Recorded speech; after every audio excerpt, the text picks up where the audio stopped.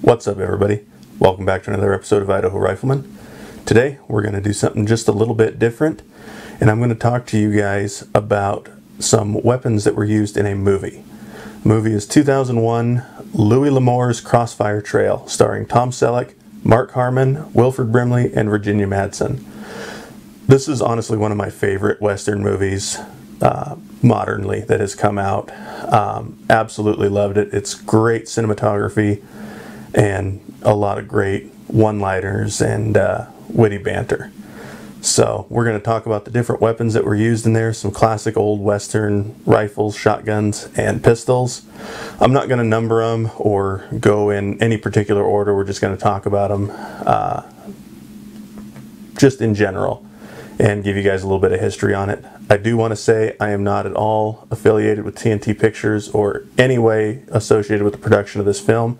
I was 8 years old in 2001 when it came out, so I honestly just love the movie and I want to share it with all of you for education and entertainment purposes. I'll show you guys some pictures. I don't have any of the weapons that were used in that film that I can show you guys. I have a single action revolver that we can kind of talk about, but everything will be pictures and video clips from the movie, and we'll talk about the history of those firearms. So all those clips that we'll be showing, I give all full credit to the studio, and none of it's mine. So let's try not to get a strike here on the channel, and we'll just enjoy the content that I've got for you guys today.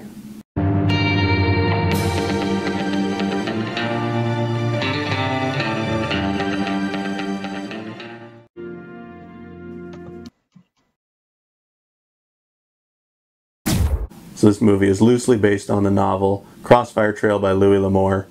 It features Tom Selleck starring as Rafe Covington, a drifter who's made a promise to a dying man to look after his ranch out in Wyoming. I won't get into much more of the details other than that. I'll try not to spoil it. If you guys have not seen it, then make sure to go and watch this movie. It is a fantastic movie. The first firearm that I want to talk about out of this movie is Tom Selleck's Rafe Covington, is his character that he plays, his #3 Smith & Wesson, or the Schofield revolver. This revolver was chambered in .45 Schofield. Originally came about as the #3 Smith & Wesson, chambered in .45 Smith & Wesson, which is different from .45 Colt. In 1870, Major George Schofield of the 10th Cavalry U.S. Army wrote to Smith & Wesson hoping to secure a couple of these for use, thinking they would be a useful combat revolver, and they were. From 1875 to 1892, this revolver was used by the U.S. Army, and, well, it came to be named after Major George Schofield.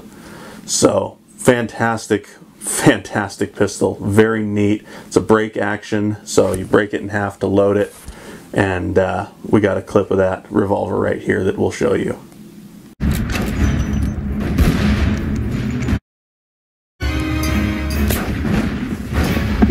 You can see that it's just a cool pistol, very neat.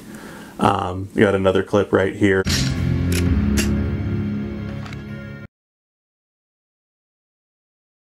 Alright, the next weapon we're going to talk about is the weapon carried by Wilford Brimley's character, Joe Gill, and that is the .44 Evans repeater. Honestly, this is one of the main reasons I wanted to make this video, was to be able to talk about this rifle. It is such a unique design. It's a high-capacity lever-action rifle carrying 28 rounds of .44 Evans. Now, the Evans repeater was, in 1870, was designed by Warren Evans, a dentist up in Maine.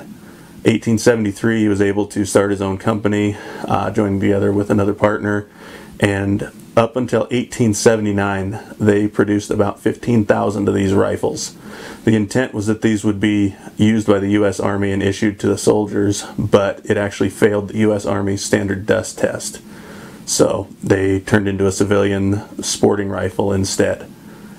They utilized a helical magazine, a rotary helical magazine in the stock, which the early models, the old model of the Evans rifle, was a the rifle didn't have a lower buttstock, only an upper, so the magazine was actually exposed along the bottom.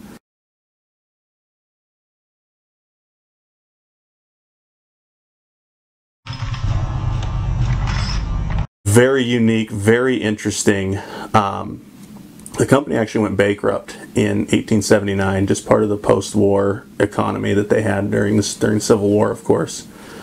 But just with the competition and it being such a unique design, 1879 they went bankrupt. But 15,000 rifles produced in that time, and this movie Crossfire Trail took place around 1880, 1881 time period, so this is about a year after the rifle company went bankrupt.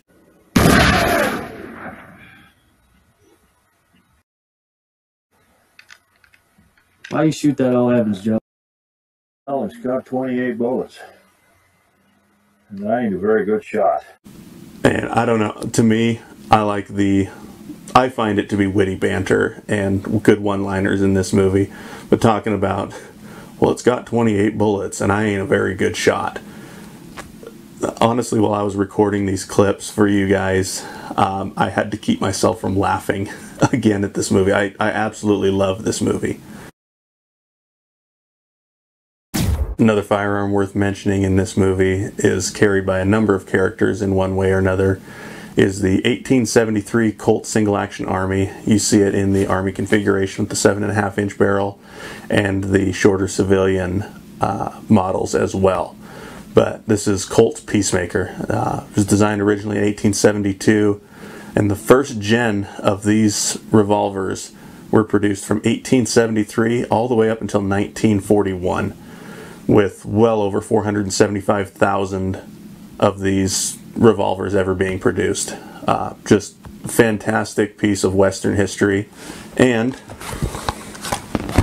we've got this one right here to talk about. I'll show you guys, it is empty. This is the Cimarron replica of the Colt Single Action Army. This is an 1873 model. But you can say, I mean, when you think of an old Western movie or see images from the Old West, just about everybody had one of these.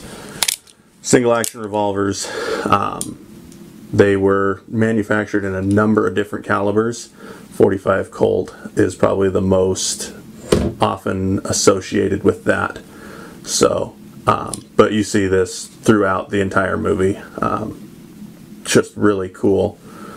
Really well balanced. This is the shorter barrel, the civilian model. But very cool guns, very worth noting. And there's a number of sequences in the movie that you see this being used in one way or another. So we'll show you a clip of that here.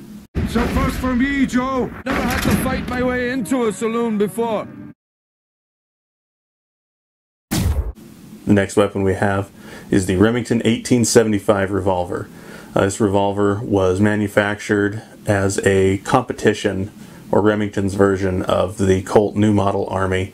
There's about 30,000 of these revolvers produced from 1875 to 1889. They were offered primarily as a 7.5-inch barrel, but a few of them were made in a 5 3/4. This is carried by Brad Johnson, his character Bo Dorn, a bounty hunter in this movie. It's his primary sidearm. We'll actually talk about the rifle that he carries here in a little bit. But this Remington 1875, it doesn't say what caliber it was chambered in, but the three primary calibers of the 1875 Remington were 44-40, 44 Remington, and 45 Colt. So very likely this was a 45 Colt, but it's not expressly stated in the movie. But here is a clip of Bo Dorn using this in the climactic shootout between him and Tom Selleck.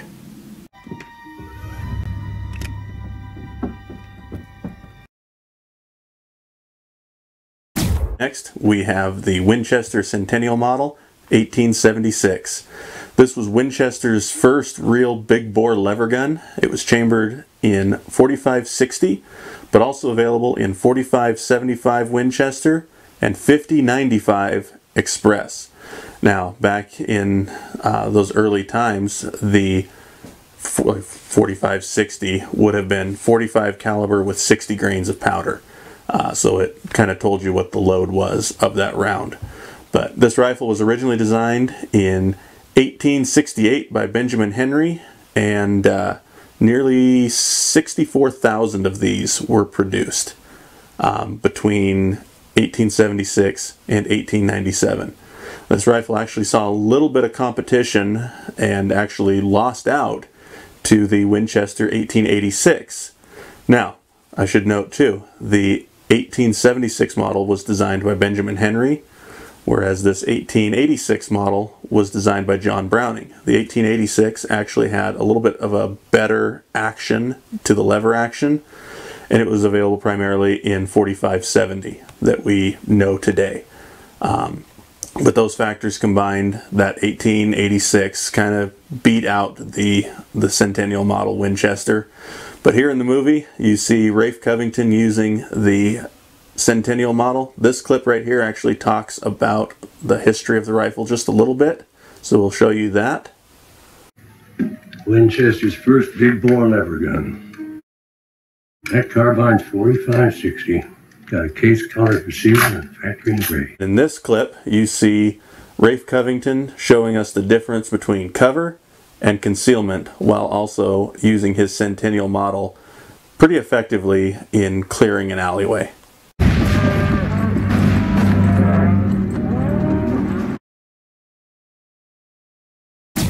Let's talk about the rifle carried by Bo Dorn, the bounty hunter. This was a Remington Keen bolt-action repeating rifle.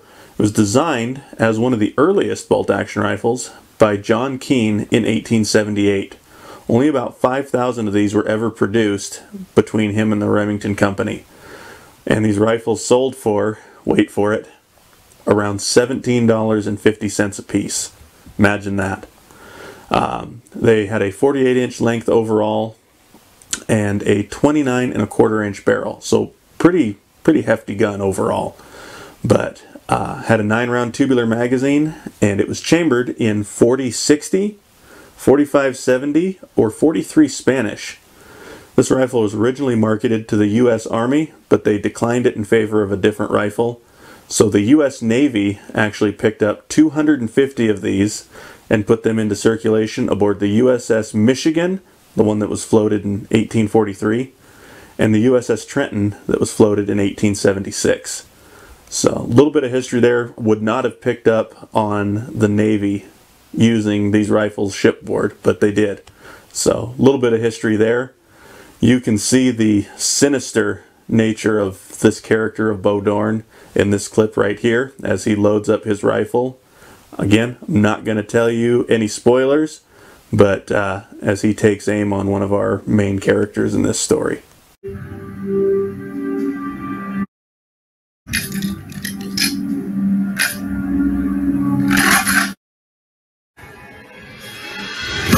And then again, I'll show you another clip of this rifle in use from the bell tower as he once again tries to take aim on one of our main characters.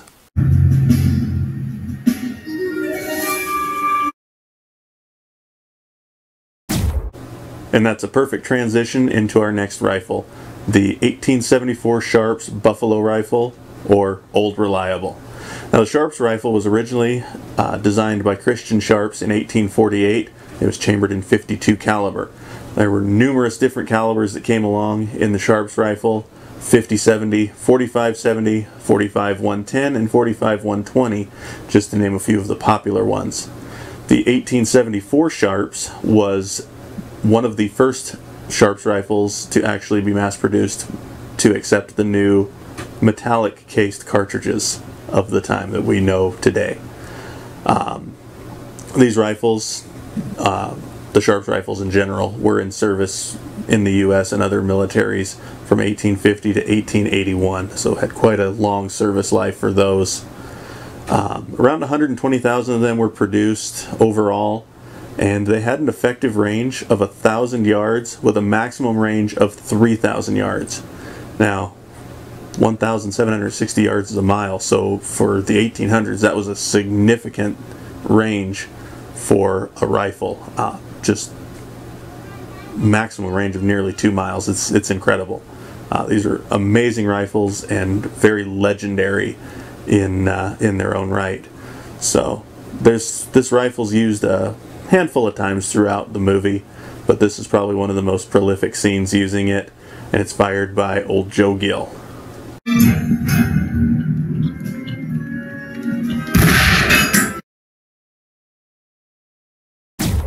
Another rifle that's certainly worth mentioning is the 1866 Henry Yellow Boy carbine. It was known as the Yellow Boy because of the yellow brass receiver and forend and the different accents that were on it. This rifle was originally designed by Benjamin Henry in 1860 and was in production from 1866 until 1899.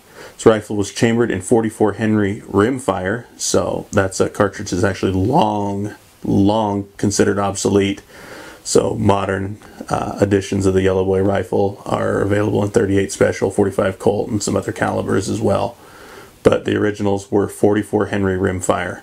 And around 170,000 of these rifles were ever produced in that time frame. Now, there are a number of companies that make replicas of them and sell them. Uberti, Henry still makes reproduction Yellow Boys.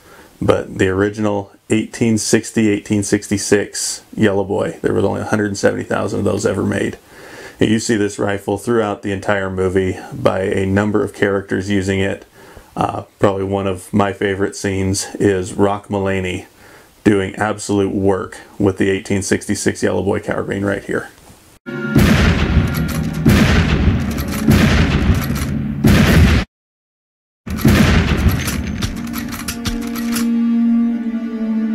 And I had to edit and cut that scene just a little bit because I don't know what I can and can't show specifically here on the platform without it being considered, what's the word I'm looking for? Sensitive for different viewers. So it's cut down a little bit, but I mean, he dumps an entire mag out of that rifle. So definitely felt that that was worth including. Lastly is our honorable mention, and it's the Colt 1878 double barrel 12 gauge. Now, there were less than 23,000 of these ever produced, and there's not a lot of history available on them, but they were a double trigger, double hammer, short barreled shotgun, primarily carried by law enforcement or stagecoach guards. So they were a coach gun, but you see that being carried by Barry Corbin's character, Sheriff Walter Moncrief, right here in this clip.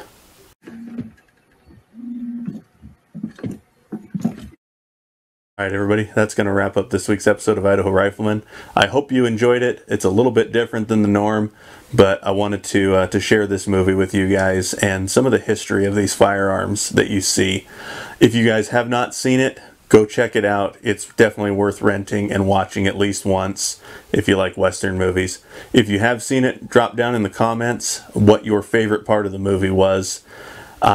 And let me know if there's any firearms worth mentioning that I missed in this. And you can also let me know if you'd like to see more content like this in the future. Be sure to check out Idaho Rifleman on Facebook and Instagram, and make sure that you're following the channel here. As always, I hope you guys have a fantastic day.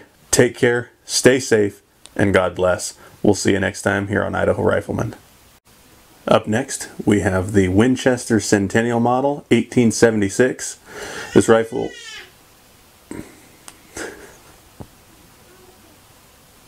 and was chambered in, oh, I can't remember where I'm at now.